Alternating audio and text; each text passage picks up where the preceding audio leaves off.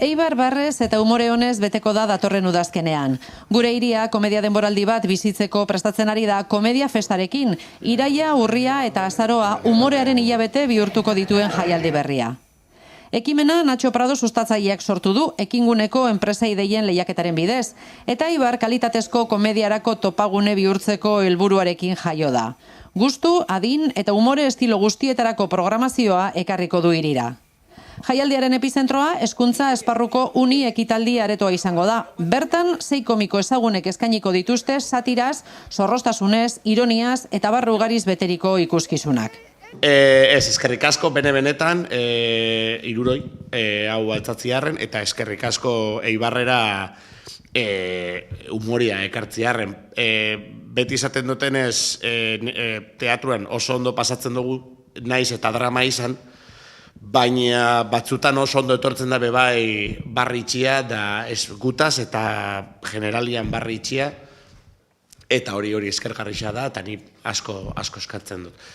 Bueno, esto más que un festival de humor es una, vamos a llamarlo como una industria de la risa en el buen sentido de la palabra, la risa como motor y como eje principal de nuestras vidas, ¿no? Como el lenguaje universal, algo, como ha dicho Ale, muy importante y sanador, en el que gracias a ello pues nos puede cambiar momentos en nuestras vidas o incluso parte de nuestras vidas, ¿no?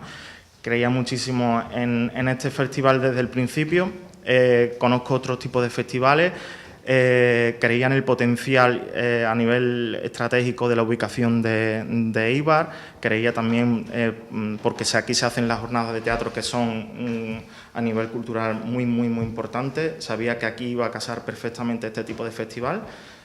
Ya los eibarreses y las eibarresas no se tienen que ir a las grandes capitales para consumir este tipo de espectáculos, lo van a tener aquí y también para todo lo que es la comarca de Debabarrena, etcétera, ¿no? Programazioa iraiaren 13an larunbata hasiko da Julen Asperen Camino al Existo ikuskizunarekin. Iraiaren 27an Jon Plazaolak Tutun Platz euskarazko proposamena aurkeztuko du. Umoreak gogotsu jarraituko du urrian, Agustin Jimenez Generacional lanarekin iritsiko da 3an, eta astebete geroago Sara Eskuderok Tiempo al Tiempo bakarrizketa eskainiko du. Amaiera, azaroan iritsiko da, 9an Gorka Ginagaldek Apelo taularatuko du, eta azaroak 22 Carolina Noriegak Gilipollas por el Mundo ikuskizunarekin itxiko du jaialdia. Luxuzko aperitibo gisa, Eibarko Koliseoak Alex Odajertiren emanaldia hartu zuen joan den ostegunean. Humorista ezagunaren lana ikusteko txartelak agortu ziren, publikoak horrelako ekitaldietako duen interesa agerian utziz, eta bide batez ekimen berri hau babestuz.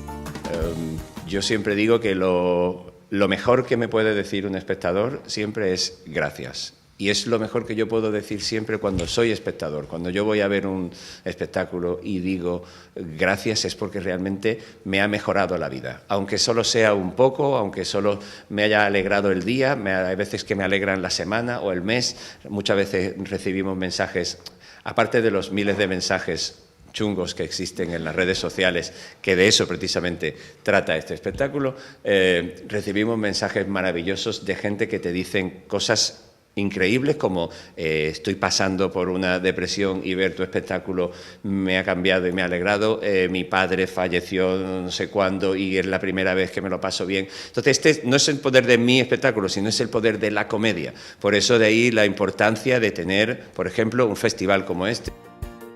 Komedia Festek 2 abono mota atera ditu. Risaterapia abonoa, hautatutako 4 emanalditarako, eta Komedia Fest bonoa, 6 ikuskizunak barne hartzen dituena baldintza onuragarriekin.